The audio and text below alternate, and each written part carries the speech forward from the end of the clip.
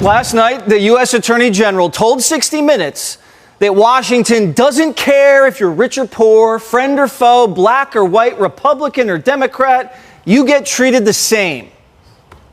We do not have one rule for Republicans and another rule for Democrats. We don't have one rule for foes and another for friends. We don't have one rule for the powerful and another for the powerless, for the rich or for the poor, based on ethnicity. We have only one rule. And that one rule is that we follow the facts and the law. That might be the biggest lie a lawyer's ever told. But why did he tell it? It's because the country knows fairness is dead. Life's not fair, I know, but we used to strive for the appearance of fairness. But you don't have to appear fair in America when Trump's involved. Today, we witnessed a financial assassination attempt. And if this succeeds, you're next. Politicians have a message for you. Businessmen, don't you dare ever run for president again. If you do, you'll get the corporate death penalty. First, they come for your freedom, and then they come for your company. After embellishing his entire resume, his whole life, Joe Biden and his Democrat attorneys are claiming Trump embellished the value of his real estate portfolio. The Biden portfolio is just a maze of shells to conceal Chinese bribes. Trump's portfolio actually has real value because he built things, unlike politicians who take things from builders and demand credit. Now, when you spend your career producing and doing things, you become a fat target for parasitic politicians who can only make money insider trading. Destroying wealth is what politicians do, and they're on a warpath against the Trump Organization. This morning, Trump was in court fighting for the survival of his real estate empire. So very simply put, it's a witch hunt. It's a disgrace. We have a corrupt attorney general in this state. You see how she does? This trial was railroaded and fast-tracked. This trial could have been brought years ago, but they waited till I was right in the middle of my campaign. The same with other trials and indictments. It's all run by DOJ, which is corrupt in Washington. New York Democrat Attorney General Letitia James, who campaigned on prosecuting Trump instead of crime, is accusing him of overvaluing his assets. She wants to strip him of his business license, and she wants him to pay her $250 million in damages. And the case is overseen by a Democrat judge who donates to Democrats and smiles at the camera like a sociopath at a child's birthday party. Look at that. What was that? This case has no jury and no victims. No bank was affected. No bank was hurt. They don't even know why they have to be involved. And they've so testified. They can't believe that they're involved because they were paid back on time. There were no defaults. There were no problems. And it was like a perfect client. In the meantime, people are being murdered all over the sidewalks of New York. There was no victim here.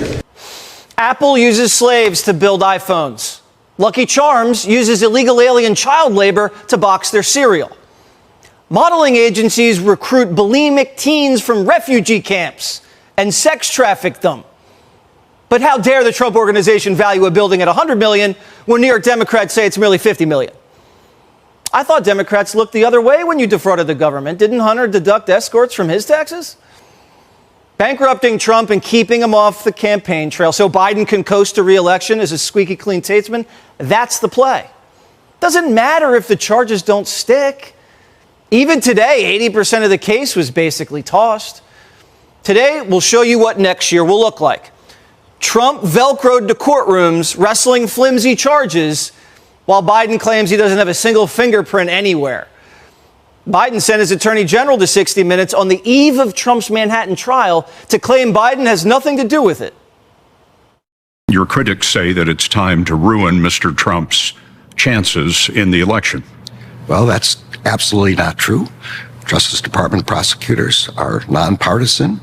They don't allow partisan considerations to play any role in their determinations. You are not in communication with the president or any member of his administration with regard to the investigation of former President Trump. No, I am not. Now, if I were president and my attorney general was arresting the guy that was beating me in the polls by 10 points, you wouldn't have to say anything. The thank you's implied.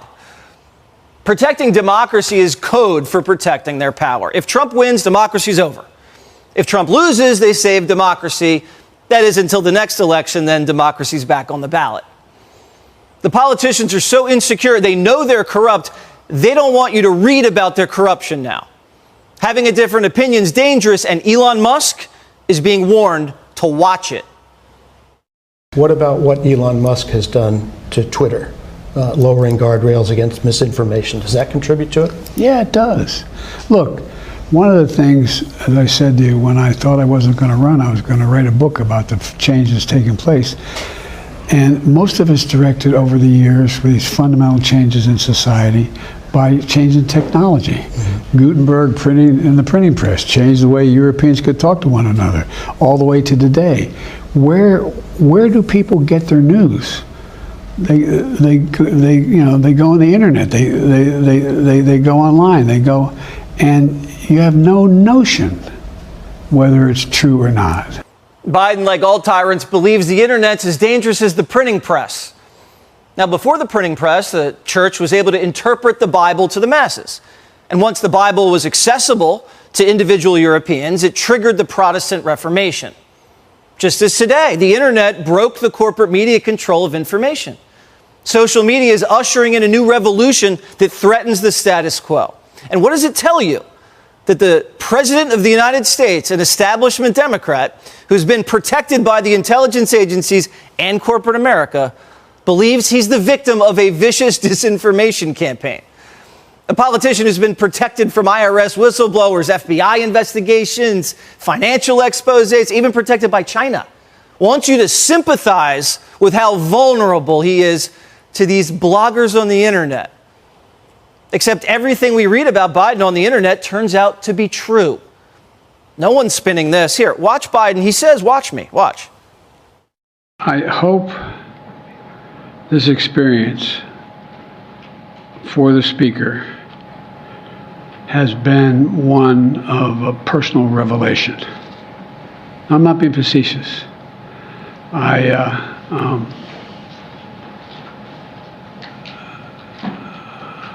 Anyway.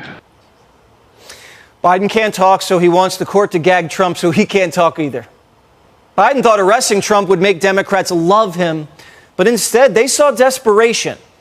A weak prop clinging into power by any means necessary, and a man whose incompetence turned the country upside down, almost guaranteeing Trump walking back into the White House. Someone has to convince President Biden that if he runs again, he's going to turn the country back over to Trump and go down in history as Ruth Bader Biden. The person who doesn't know when to quit and so does great damage to their party and their country. As a politician, you're naturally going to say, but the work is not finished. Of course not. It never is. But it's time to let someone else finish it. You don't want to go down as Ruth Bader Biden.